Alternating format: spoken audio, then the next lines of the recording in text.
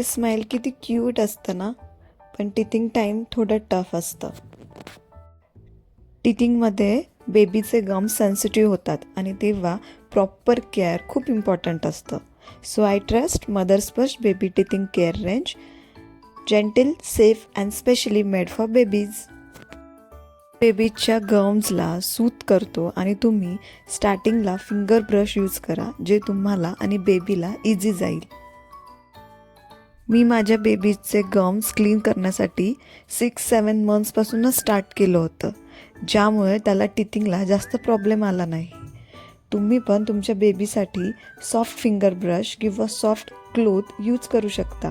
Because gums healthy असेल तर teeth healthy आणि बेबीला टिथिंगसाठीसुद्धा काहीच प्रॉब्लेम येत नाही.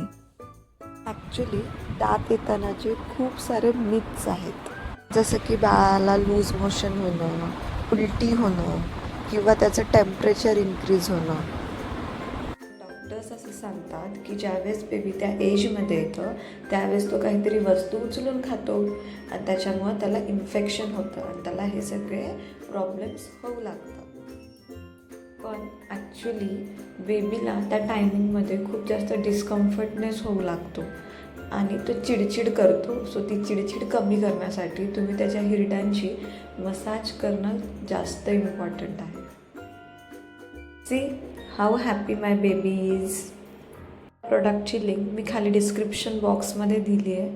आणि अजून असेच तुम्हाला बेबी केअर टिप्स हवे असतील तर माझ्या चॅनलला नक्की सबस्क्राईब करा. थँक्यू.